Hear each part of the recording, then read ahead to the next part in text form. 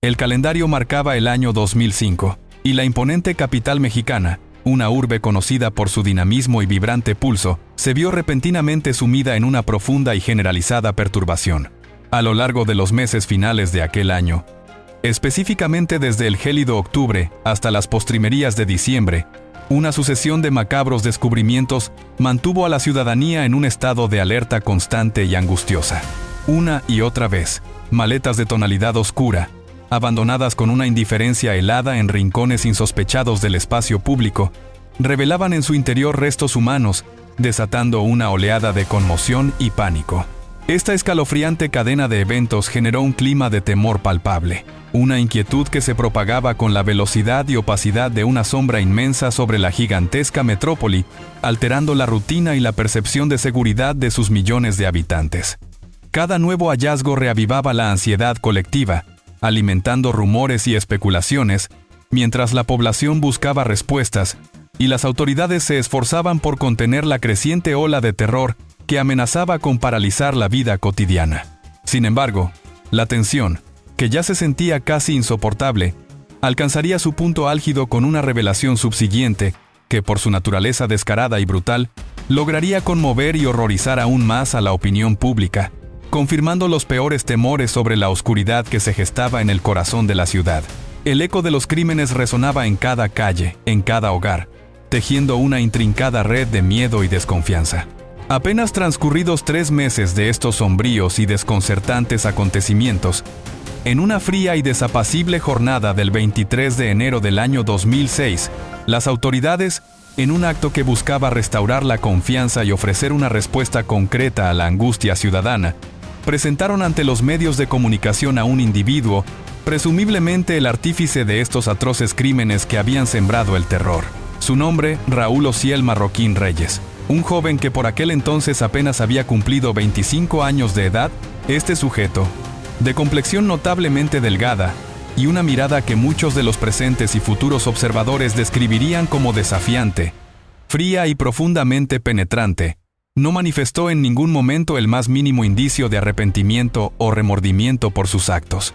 Por el contrario, con una escalofriante e inquebrantable frialdad, declaró públicamente, sin titubeos ni vacilaciones, que, a su juicio y retorcida lógica, estaba llevando a cabo una labor sumamente beneficiosa para el bienestar social, detallando con una precisión metódica y una crueldad explícita la naturaleza de su macabro modus operandi.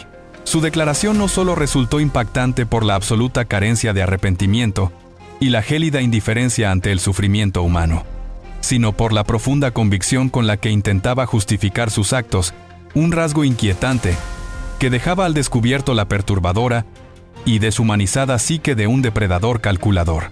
La sociedad entera quedó estupefacta ante tal desfachatez y la total ausencia de empatía de un ser humano que parecía habitar en una realidad completamente distorsionada, ajena a los principios morales más básicos. Su figura se erigió como un monumento a la depravación. La historia de Marroquín Reyes no era la de un criminal común.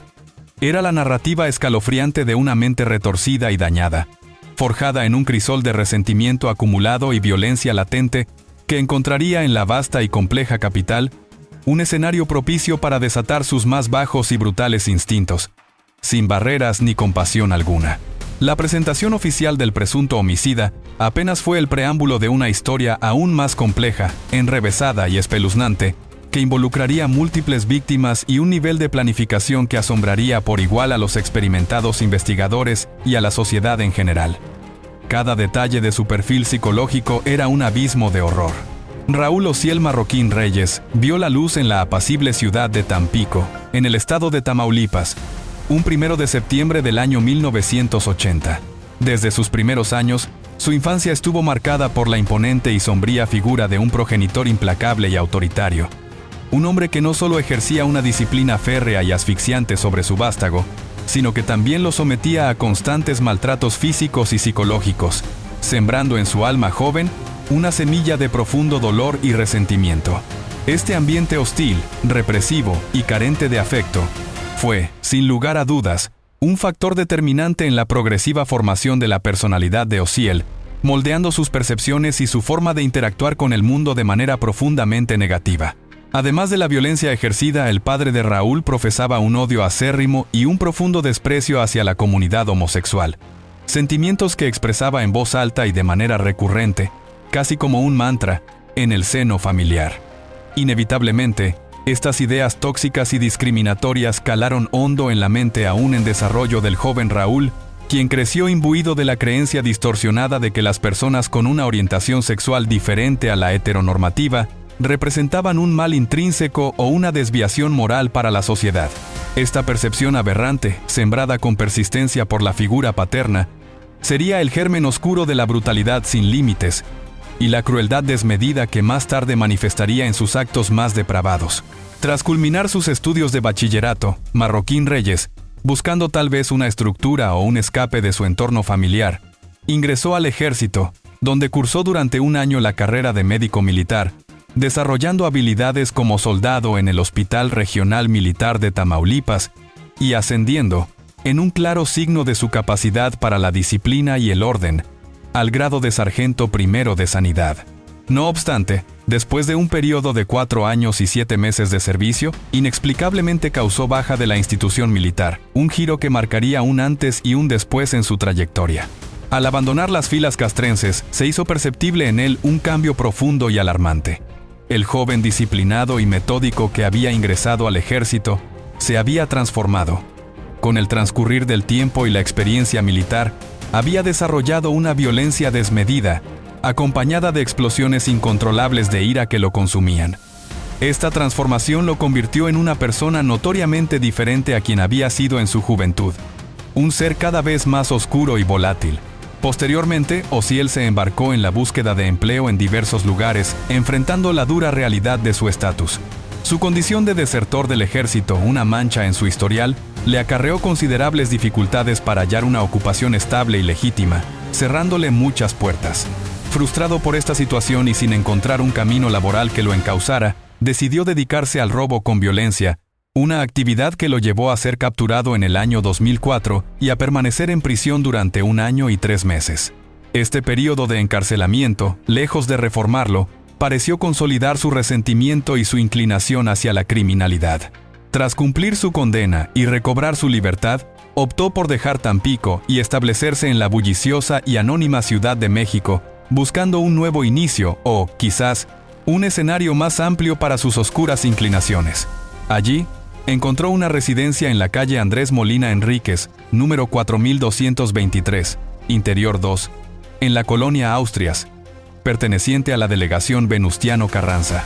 Este nuevo comienzo en la capital, lejos de significar una oportunidad para la redención o la reconstrucción de una vida honrada, se convertiría en el telón de fondo para el inicio de una serie de crímenes que no solo horrorizarían al país entero, sino que desafiarían la comprensión humana, marcando un capítulo de terror inolvidable en la historia criminal. Con el objetivo de profundizar en estos relatos que desafían la lógica y la moral, y para asegurar que no se pierdan ninguna de nuestras futuras investigaciones, les invitamos cordialmente a unirse a nuestra creciente comunidad, suscribiéndose a este espacio.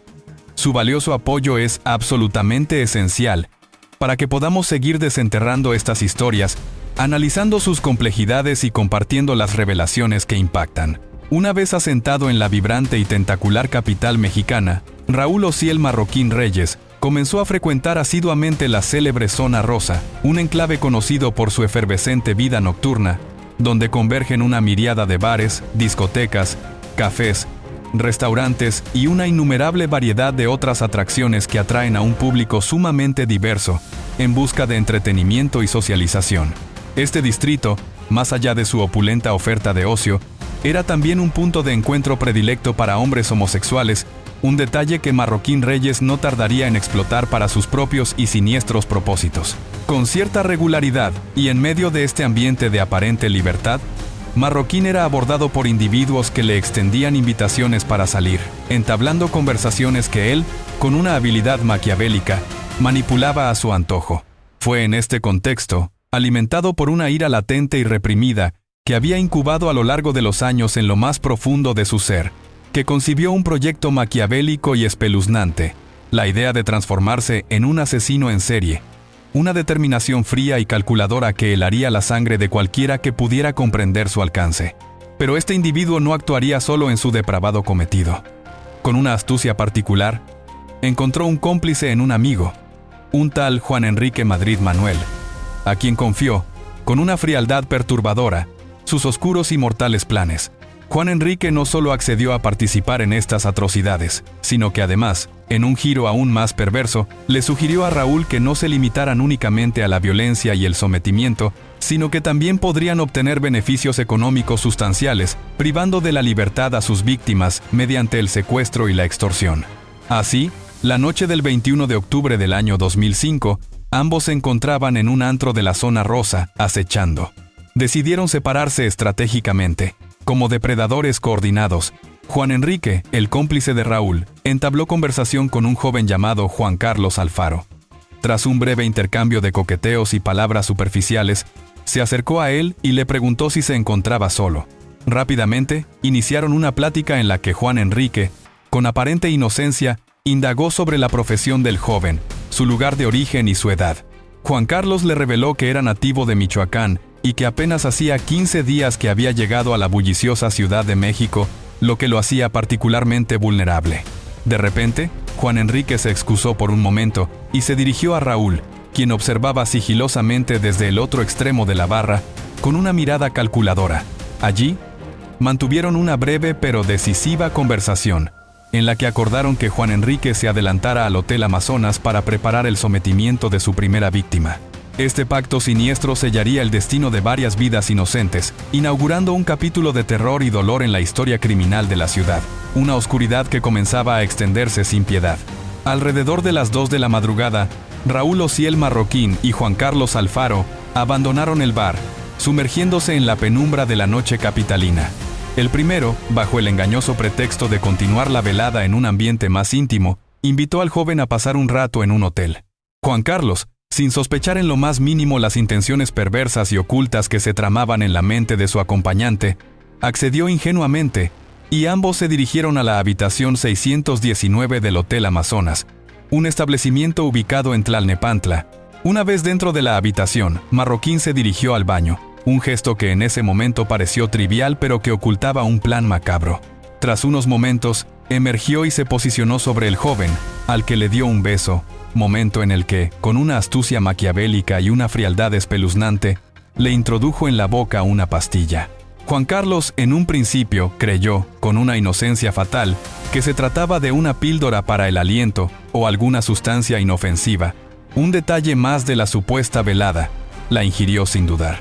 Sin embargo, al cabo de unos pocos minutos, la droga hizo efecto y el joven cayó en un estado de inconsciencia profunda, desplomándose sin poder oponer resistencia.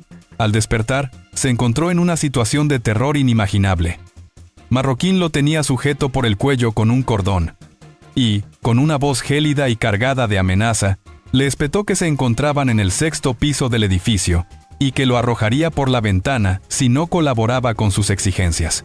Fue en ese momento de extrema vulnerabilidad y desesperación cuando le exigieron los datos de sus familiares, con la clara y despiadada intención de solicitar un cuantioso rescate. Posteriormente, Marroquín, con una metódica crueldad, lo envolvió entre varias cobijas y lo inmovilizó de manera exhaustiva con cintos de plástico, asegurándose de que cualquier intento de escape fuera inútil. La víctima permaneció en esta agonizante situación durante un prolongado periodo, que se extendió por una semana que se sintió eterna y tormentosa, cada minuto una tortura.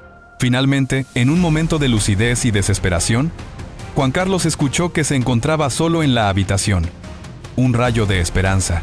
Aprovechando la ausencia de sus captores, logró con un esfuerzo sobrenatural levantarse. Se arrastró con dificultad hasta la puerta y comenzó a gritar con todas sus fuerzas pidiendo auxilio. El personal del hotel, alertado por los desesperados llamados que rompían el silencio del pasillo, acudió rápidamente en su ayuda, liberándolo de los opresivos cintos y de su cruel prisión. Tan pronto como se vio libre de sus ataduras y a salvo, Juan Carlos se comunicó con su hogar para informar a su familia de lo sucedido y solicitó a su hermano que le llevara ropa, ya que lo habían despojado de todas sus pertenencias y dinero en el hotel, dejándolo en total desamparo. Al llegar el joven a su casa, sus familiares le mostraron unas grabaciones que Raúl y su cómplice habían enviado, en las que exigían la suma de 3,000 pesos a cambio de la liberación de Juan Carlos. La madre de la víctima, en medio de su profunda angustia y desesperación, logró establecer contacto con los captores, implorándoles clemencia y explicándoles su precariedad económica, afirmando con dolor que no disponía de tal cantidad de dinero. Este primer intento de extorsión afortunadamente no prosperó, pero dejó una cicatriz profunda e imborrable en la familia, un trauma que los acompañaría por siempre. La experiencia fue una lección cruel. Para seguir desentrañando estas verdades ocultas y ser parte de una comunidad que busca la luz en la oscuridad, te invitamos a suscribirte ahora. Tu participación es vital para que sigamos adelante. Tras el rotundo fracaso de aquel primer intento de rescate y la casi identificación en el hotel, un riesgo que los puso al borde del descubrimiento, los criminales llegaron a la conclusión, con una fría y calculadora lógica, de que utilizar hoteles como escenario de sus crímenes era una estrategia extremadamente arriesgada, pues facilitaba en demasía su posible identificación por parte de las autoridades. Ante esta situación crítica, tomaron una decisión crucial, macabra, y que sentaría las bases de su modus operandi futuro: trasladar a sus futuras víctimas directamente a su departamento, el cual veían como un refugio más seguro, discreto y controlado para sus atroces actividades, lejos de miradas indiscretas. Se dedicaron entonces a planificar meticulosamente sus siguientes pasos, con el fin de asegurar el éxito de sus operaciones y evitar los errores que casi los delatan en el pasado. Su estrategia consistiría en que ambos se encargarían simultáneamente de recorrer los antros frecuentados por la comunidad gay, con el objetivo de seleccionar y enganchar a jóvenes desprevenidos y vulnerables para luego llevarlos a su domicilio. Mientras tanto, Juan Enrique permanecería en el departamento, esperando la llegada de Raúl y la víctima designada, listo para colaborar en el sometimiento rápido y la inmovilización. Pero la perversidad de Marroquín no se detuvo ahí. Su mente ya había concebido una idea aún más demente y sádica. Mandó a elaborar un gancho de hierro forjado, diseñado con una precisión escalofriante para ser anclado de forma segura en la parte superior de una de las paredes de la sala del departamento. Este artefacto tendría un propósito siniestro y escalofriante. Serviría como instrumento para colgar y asfixiar lentamente a sus víctimas, transformando un espacio doméstico, un hogar, en una cámara de tortura personal y privada. 6 días después de haber concebido esta abominable mejora en su modus operandi, el 27 de octubre, todo estaba dispuesto para el siguiente crimen. La trampa estaba montada. Aquella noche de jueves, Raúl se dirigió nuevamente al antro de la Zona Rosa, su coto de caza predilecto. Se mantuvo a la espera, observando y calculando, buscando a su próxima presa. Tras observar a diversas personas con su mirada escrutadora, un joven de 21 años de edad, llamado Jonathan Razo Ayala, se acercó, entablando conversación. Al verlo, Marroquín lo seleccionó inmediatamente como su próxima víctima, atraído por su complexión física, lo que para él representaba una presa más fácil. Jonathan había acordado encontrarse con un amigo para entrar juntos al establecimiento, pero este se demoró, y el joven, con una inocencia que le costaría la vida, decidió ingresar solo. Aproximadamente 1 hora después de haber entablado conversación, Marroquín lo invitó a su departamento con la promesa velada y engañosa de pasar un rato agradable. El joven, sin sospechar el peligro inminente que se cernía sobre él, accedió y ambos se retiraron del lugar, no sin antes toparse con el amigo de Jonathan, quien, con una premonición inconsciente, le advirtió que no se fuera, recordándole que ya tenían un compromiso previo.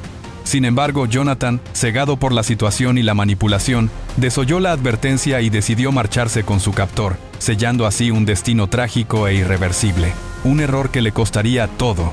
Cuando llegaron al departamento, que ya se había convertido en un antro de perdición, Raúl Ociel Marroquín no perdió un instante. Aplicó de inmediato la conocida y efectiva llave china, inmovilizando a Jonathan Razo Ayala con una brutalidad calculada. En ese mismo momento, Juan Enrique Madrid Manuel emergió de una habitación contigua, sujetando al joven por las manos y los pies, completando la subyugación. Los criminales intentaron calmarlo, asegurándole cínicamente que no iba a pasar nada y que debía tranquilizarse. Una cruel manipulación psicológica en medio del terror que estaba viviendo Jonathan. Posteriormente, Jonathan fue conducido a una de las habitaciones, donde lo ataron a la cama con cuerdas gruesas, dejándolo completamente inmovilizado y a merced de sus captores. A continuación, lo interrogaron sobre sus pertenencias, la solvencia económica de su familia y le exigieron sus datos personales y financieros con gran detalle. Fue entonces cuando decidieron que solicitarían la cuantiosa suma de 50,000 pesos por su rescate, una cifra que resultaba abrumadora para cualquier familia. Esa misma noche, se comunicaron con los familiares de Jonathan, exigiéndoles que depositaran el dinero en la cuenta bancaria del joven. Para ser precisos, les pidieron una cantidad inicial de 4,000 pesos, aduciendo fraudulentamente que la tarjeta no permitía retirar sumas mayores en una sola transacción. Marroquín advirtió enfáticamente al padre de Jonathan que no debía decir nada a nadie, y mucho menos acudir a la policía, bajo amenaza de represalias severas contra su hijo. Durante 11 días consecutivos obligaron a la familia a depositar 4,000 pesos diarios, prolongando su agonía y despojándolos lentamente de sus recursos. En el transcurso de esos angustiosos días, le permitieron a Jonathan hablar brevemente con su padre a través de su teléfono celular, un fugaz y cruel atisbo de esperanza para la familia, pero también una confirmación del horror. El 11 de noviembre, tras 15 días de cautiverio y bajo el engaño cruel de que sería liberado si cooperaba, sacaron a Jonathan de la habitación. Le cubrieron los ojos con cinta adhesiva, con el falso pretexto de que no viera el lugar al que lo trasladaban y así no pudiera identificarlo. Acto seguido, Marroquín colocó una cuerda alrededor de su cuello, lo tomó por la cintura y lo colgó del gancho de hierro forjado que había mandado a hacer, el macabro instrumento de tortura que ahora cumplía su siniestro propósito. Jonathan permaneció suspendido allí por aproximadamente 7 minutos, una eternidad de sufrimiento, hasta que sus funciones vitales cesaron por completo, sucumbiendo a una muerte lenta, agónica y despiadada. Al caer la noche, los homicidas, con una frialdad espeluznante, cubrieron el cuerpo sin vida con bolsas de plástico negro y lo amarraron en posición fetal, preparándolo meticulosamente para ser introducido en una maleta de viaje que habían adquirido días antes con este propósito horripilante y premeditado, un acto de deshumanización total. Tu voz es una pieza clave en esta exploración. Te invitamos a dejar tus comentarios, compartir esta historia y, por supuesto, a suscribirte a nuestro espacio para seguir desvelando los secretos mejor custodiados. Un solo clic en el botón de suscripción puede hacer la diferencia. A las 8 de la mañana del día siguiente, con la luz del alba asomándose sobre la ciudad, los criminales idearon un plan elaborado y meticuloso para sacar el cuerpo del departamento sin despertar la más mínima sospecha entre los vecinos o transeúntes. Introdujeron el cuerpo sin vida de Jonathan en la maleta. Uno de ellos salió del inmueble con una mochila al hombro, simulando con destreza que se disponían a emprender un viaje de vacaciones. Un engaño diseñado con precisión para pasar desapercibidos en la ajetreada vida matutina. Salieron del edificio sin levantar suspicacias y abordaron un taxi, que los dejó 15 calles más adelante, un primer movimiento para despistar. Luego, tomaron otro taxi, con el objetivo de confundir y dificultar cualquier posible seguimiento policial que pudiera surgir. Finalmente, llegaron a la estación del metro, en un paso a desnivel ubicado sobre la calzada de Tlalpan, un lugar concurrido que ofrecía cierto anonimato. Allí abrieron la maleta y sacaron el cuerpo sin vida, dejándolo abandonado. Acto seguido, se retiraron del lugar con la maleta ahora vacía, como si nada hubiera pasado. Apenas una hora después, el cuerpo de Jonathan fue hallado por transeúntes, pero, para fortuna de los perpetradores, en un golpe de suerte para su impunidad, no se encontraron pistas evidentes que pudieran conducir a ellos de manera inmediata. En este punto de su carrera criminal, y con la intención de evitar ser descubiertos con facilidad en el futuro, los criminales comenzaron a revisar minuciosamente videos y reportajes sobre historias criminales, prestando especial atención a aquellos cometidos por supuestas sectas o grupos ritualísticos. Su propósito era claro y aterrador: instruirse sobre los tipos de marcas, símbolos o pistas que se solían dejar en las víctimas, todo ello con la macabra finalidad de inventar algún mensaje perturbador, y así despistar a las autoridades investigadoras, desviando su atención hacia falsas hipótesis y haciendo que sus crímenes parecieran actos de cultos oscuros o rituales satánicos.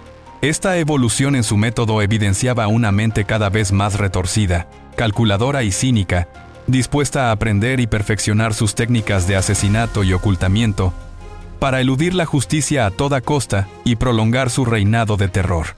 La frialdad con la que abordaban estos detalles, puramente técnicos y estratégicos, era sencillamente aterradora, demostrando una total deshumanización y un profundo desprecio por la vida humana, así como por la inteligencia de las fuerzas del orden. La psicopatía se manifestaba en cada nuevo giro.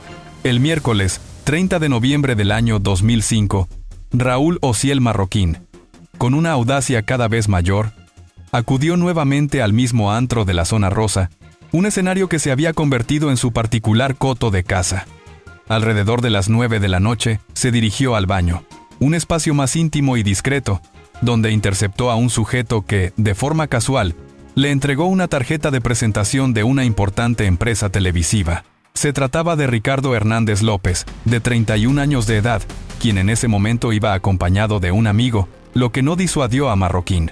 Marroquín y Ricardo conversaron durante algunos minutos, entablando una aparente conexión, hasta que el asesino, con su habitual astucia, le propuso ir a su departamento para continuar la velada.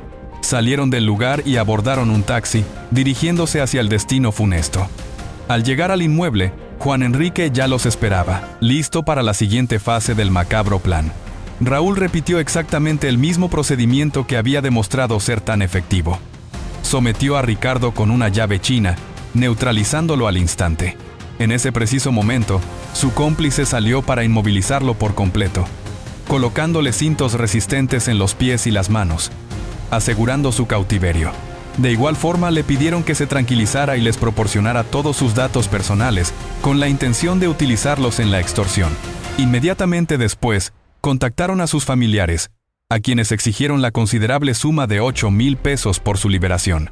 Les indicaron a la familia que al día siguiente depositaran 4,000 pesos en la tarjeta de su primera víctima, una cuenta que aún mantenían activa para sus propósitos delictivos, demostrando una planificación financiera en sus crímenes.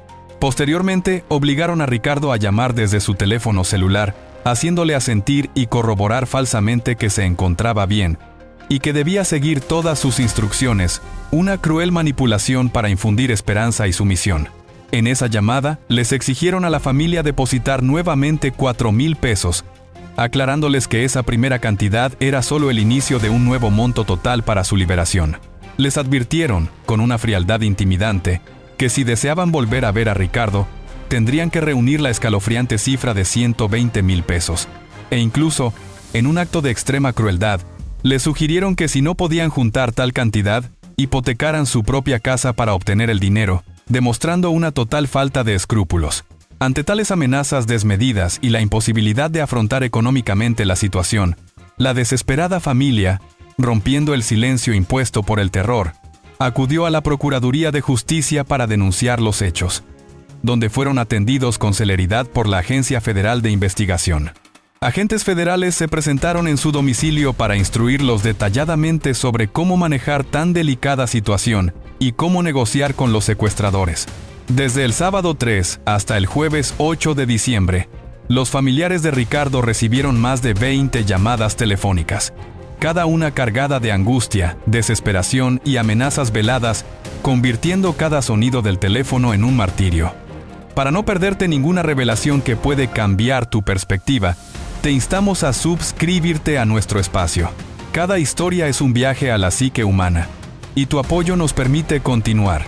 2 días antes de que la familia de Ricardo presentara esta última y desesperada denuncia, en un acto de audacia increíble y una desvergüenza asombrosa, Raúl Ociel Marroquín se había presentado en un banco con la insidiosa intención de abrir una cuenta a nombre de Ricardo López, su víctima, utilizando su identificación obtenida por la fuerza. Asombrosamente, logró aperturar 3 cuentas con el mismo nombre, todas ellas sin levantar la más mínima sospecha por parte de la institución bancaria, lo que revela una inquietante falla en los protocolos de seguridad o una increíble astucia por parte del criminal.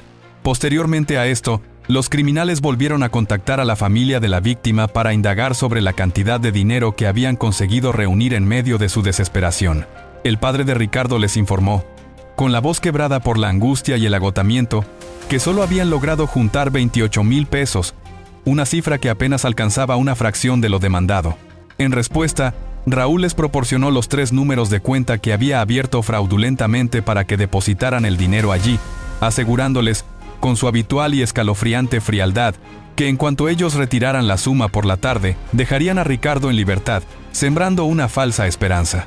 Utilizó una frase que, sin saberlo, se convertiría en una clave macabra para la identificación posterior y la reconstrucción de los hechos. Por la tarde lo voy a soltar. El viernes 9 de diciembre, la familia, aferrándose a esa promesa, siguió las instrucciones al pie de la letra, esperando desesperadamente la liberación del joven una vez que el dinero fue depositado, con el corazón en un puño. Raúl, desde la distancia, verificó el depósito. La familia esperó con una ansiedad que consumía hasta la caída de la tarde, tal como les habían indicado, cada minuto una eternidad. Sin embargo, los captores ya habían tomado una decisión cruel e irreversible. No lo dejarían libre. Procedieron entonces a replicar exactamente el mismo método brutal y deshumanizado que habían empleado con la víctima anterior. Le cubrieron los ojos con cinta adhesiva. Le colocaron sogas ásperas alrededor del cuello y lo colgaron hasta que dejó de respirar, en una muerte lenta y agonizante. Pero esta vez, la mente de Marroquín añadió un toque aún más perverso y simbólico a su atrocidad. Tomó una navaja y le grabó un pentagrama en la frente, un acto de profanación.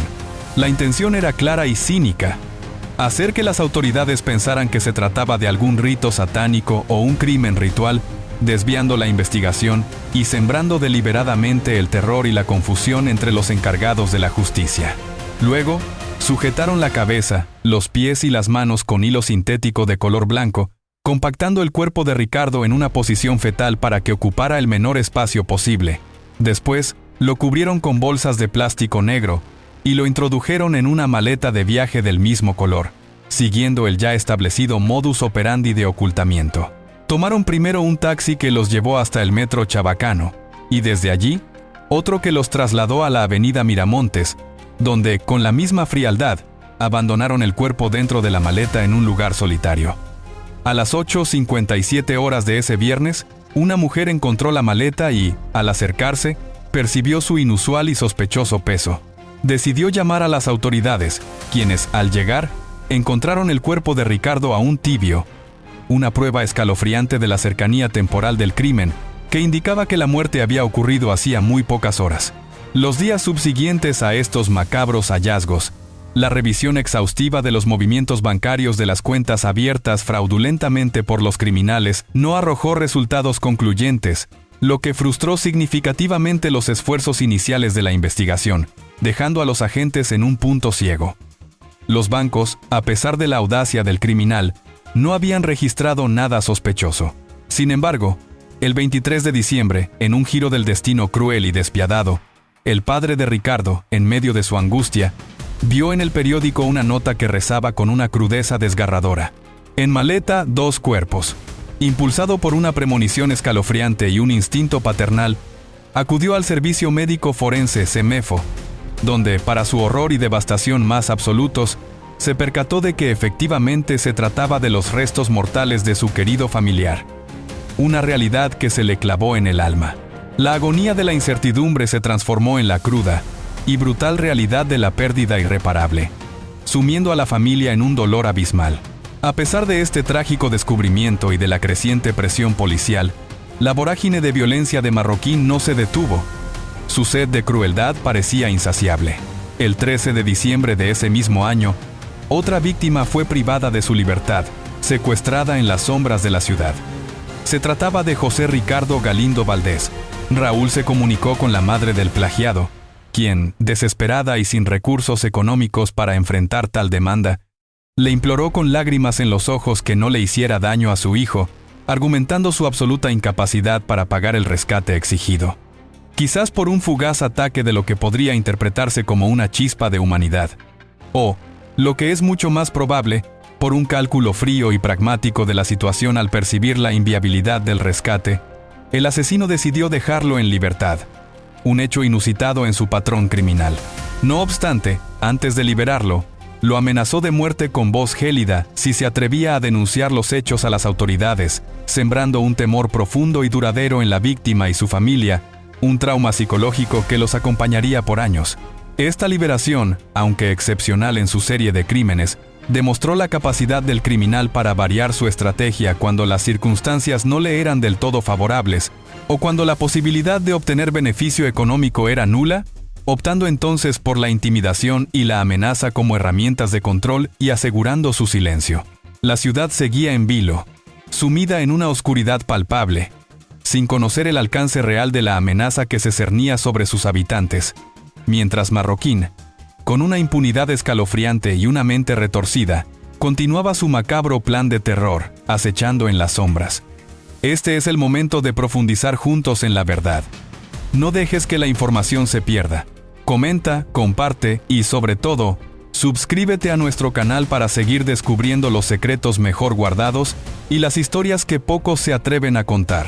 El viernes 16 de diciembre, Osiel Marroquín visitó una vez más el mismo antro de la Zona Rosa, convertido ya en su coto de caza predilecto.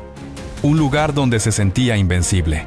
Había adquirido una experiencia tan significativa en la selección de sus víctimas y en la manera de abordarlas, que esta vez concibió una idea aún más audaz y ambiciosa: enganchar a dos individuos al mismo tiempo, maximizando su eficiencia criminal.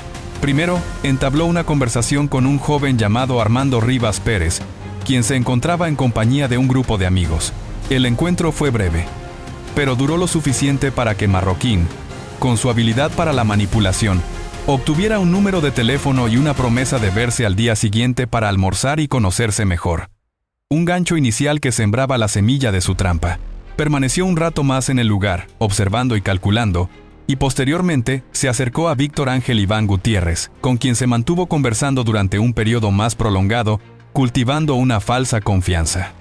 Raúl fingió un interés sentimental genuino, construyendo una fachada de afecto y romance para ganarse la confianza de su nueva víctima y bajar sus defensas. Después de esta manipulación emocional, lo invitó a su departamento para pasar la noche, la última antes de que la pesadilla se desatara en todo su horror. Al ingresar al inmueble, ya lo esperaba su cómplice, Juan Enrique, quien había sido instruido previamente. Ambos, de manera coordinada, brutal y sin piedad, sometieron a Víctor Ángel. Lo tomaron con fuerza de los brazos, lo ataron de pies y manos con rapidez y lo amordazaron, silenciando cualquier posible grito de auxilio o resistencia. Acto seguido, le exigieron los datos de su familia con un tono amenazante, y procedieron a llamarlos para solicitar dinero a cambio de su liberación, iniciando el proceso de extorsión. La cantidad inicial que les pidieron fue de 15,000 pesos, una cifra considerable que pondría a prueba la capacidad de respuesta de la familia. Al día siguiente, la desesperada familia, movida por el pánico y el amor, realizó el depósito exigido y, de inmediato, acudió a la Procuraduría para denunciar los hechos, esperando que esta vez la intervención policial pudiera cambiar el trágico curso de los acontecimientos y salvar la vida de su ser querido. La angustia se apoderaba de ellos ante la incertidumbre y la cruel espera de una resolución, cada segundo una agonía. Al día siguiente, 17 de diciembre, Raúl Osiel Marroquín tenía una cita pactada con Armando Rivas, continuando con su plan dual. Acordaron encontrarse en el metro La Viga a las 3 de la tarde, y posteriormente se dirigieron a almorzar a un restaurante cercano, manteniendo la fachada de una cita normal. Después de la comida, Raúl invitó a Armando a su departamento, el cual ya se había convertido en un macabro escenario de secuestros y asesinatos. Al llegar, replicaron el mismo modus operandi. Lo sometieron rápidamente y lo condujeron a una habitación, donde lo esperaba un destino incierto.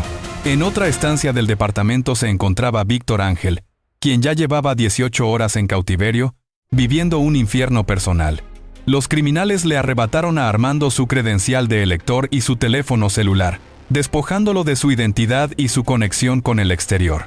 Acto seguido, llamaron a los familiares de Armando, quienes, en un principio, pensaron que se trataba de una macabra broma o un malentendido, y pidieron hablar con su hijo para confirmar la situación.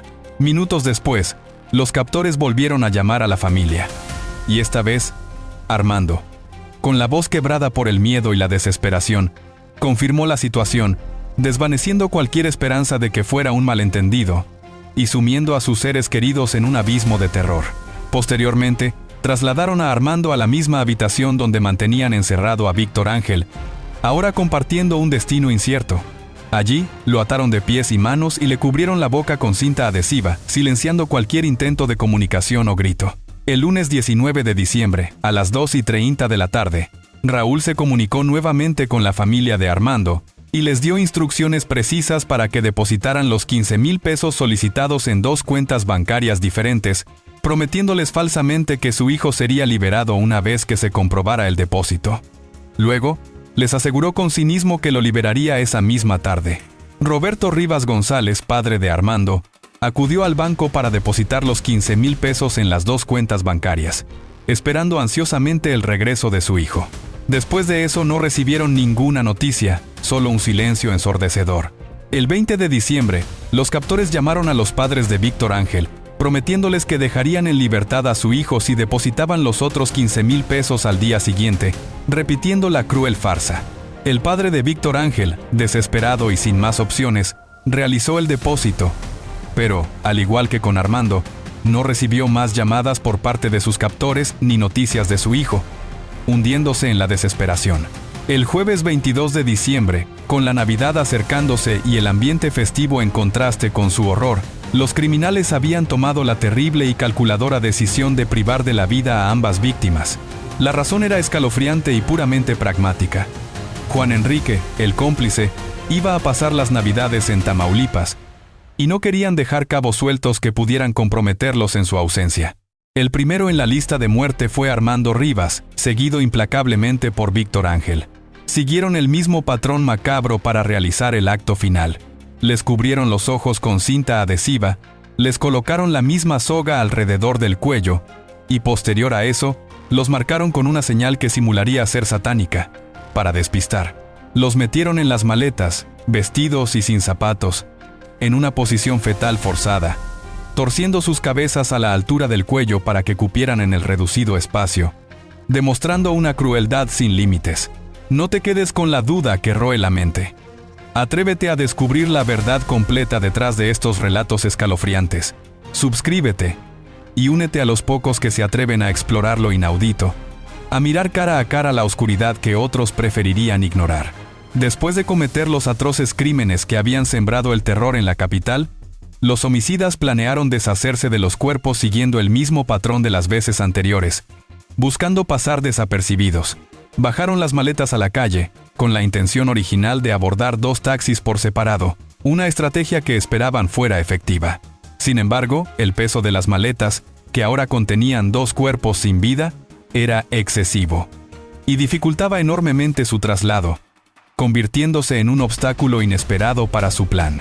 Ante esta dificultad imprevista y la imposibilidad de transportarlas con la discreción deseada, en lugar de continuar con su plan original de los taxis, arrastraron las maletas aproximadamente 100 metros desde su domicilio, dejando un rastro perceptible. Finalmente las abandonaron junto a una jardinera en la vía pública, un lugar que consideraron lo suficientemente discreto, y regresaron rápidamente a su departamento, pensando que habían logrado su cometido. No transcurrió mucho tiempo antes de que los restos fueran encontrados. Alrededor de las 8 de la noche, las maletas fueron descubiertas por el portero del edificio contiguo, quien, percibiendo su peso inusual y su aspecto sospechoso, de inmediato reportó el hallazgo a la policía, activando la maquinaria de la justicia. Al llegar al lugar, los agentes acordonaron la zona para preservar la escena del crimen e iniciaron un meticuloso rastreo de pistas. Con una perspicacia fundamental y una observación aguda, los investigadores siguieron las huellas distintivas dejadas por las ruedas de las maletas al ser arrastradas sobre la banqueta, un rastro que se convertiría en una pista crucial. Esos rastros los condujeron sin lugar a dudas hasta el edificio marcado con el número 4223 de la avenida Andrés Molina Enríquez, al oriente de la capital, el corazón de la bestia.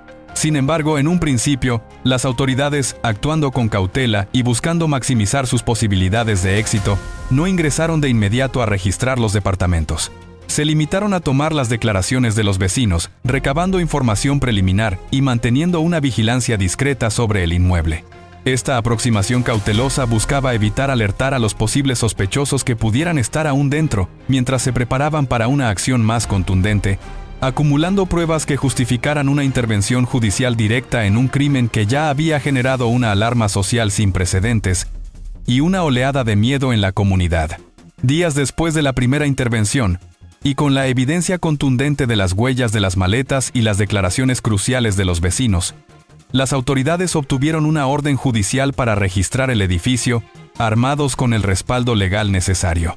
Al seguir las marcas de las ruedas de la maleta con una minuciosidad extrema, se percataron de que éstas conducían directamente a un departamento específico, el número DOS, indicando con precisión el lugar donde se habían gestado los crímenes.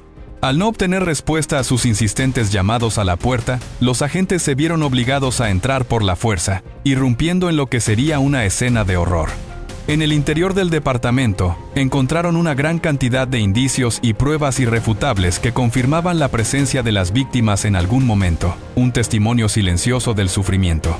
Entre los hallazgos más relevantes, se encontraron documentos a nombre de un sujeto llamado Juan Enrique Madrid Manuel, originario de Tampico, Tamaulipas, lo que empezaba a construir el perfil de los perpetradores.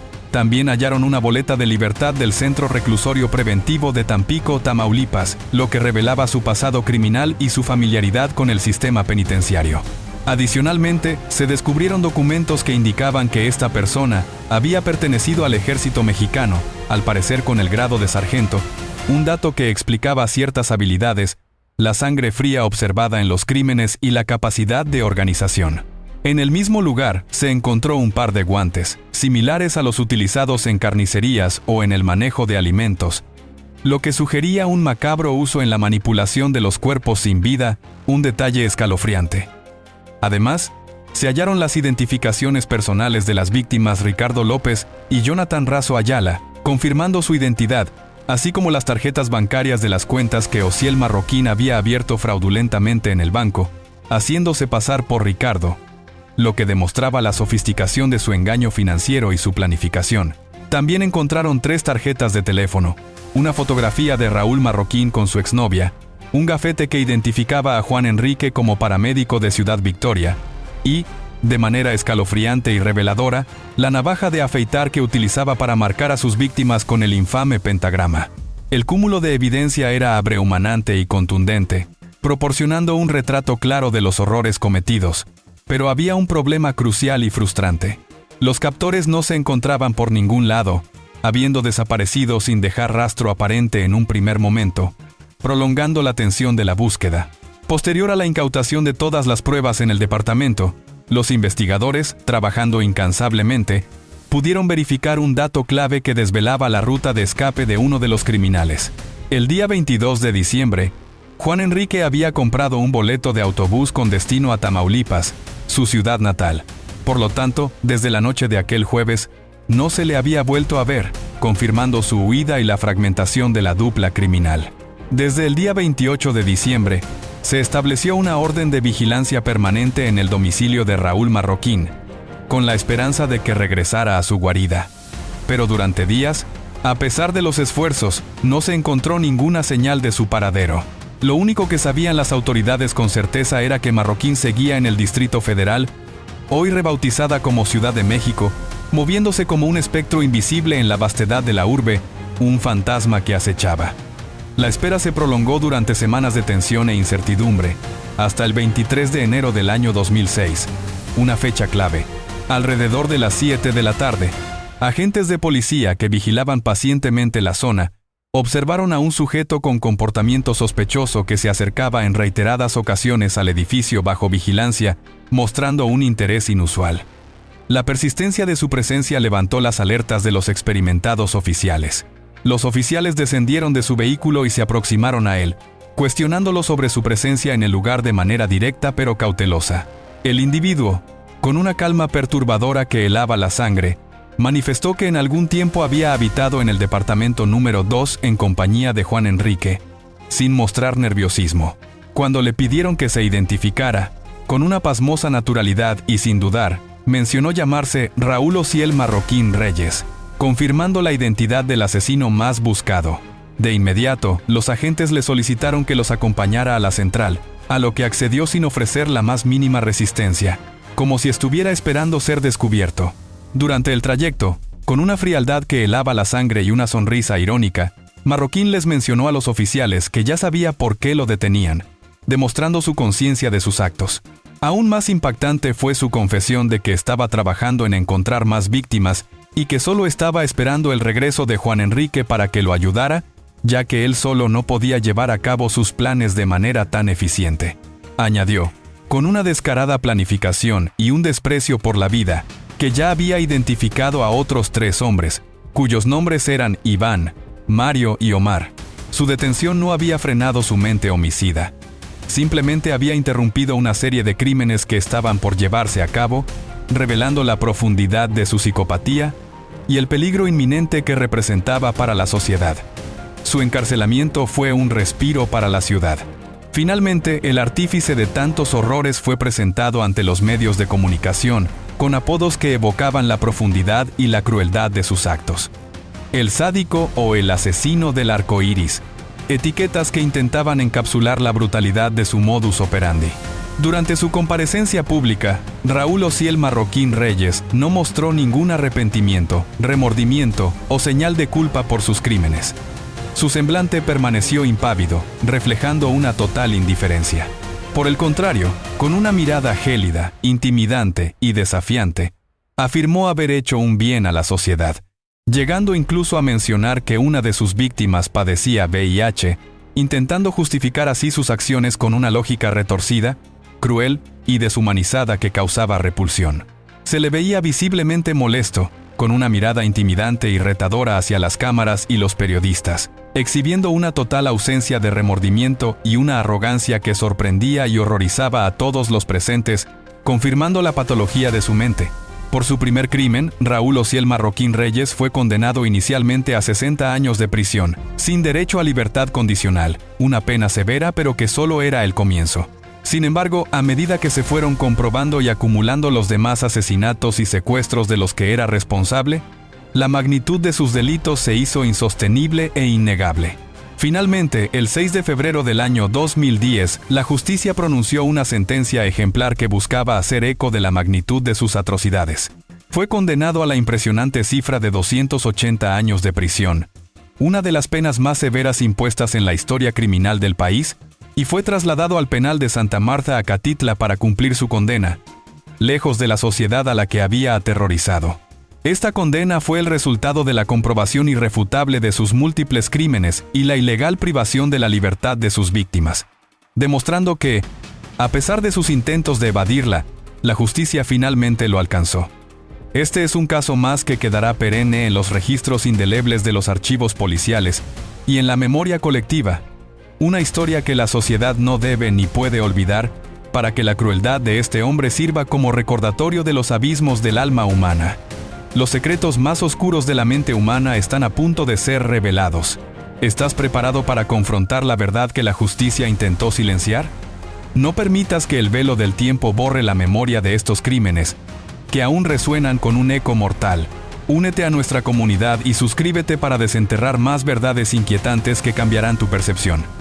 Hasta la próxima emisión, donde la crónica nocturna seguirá iluminando las sombras más profundas de la realidad.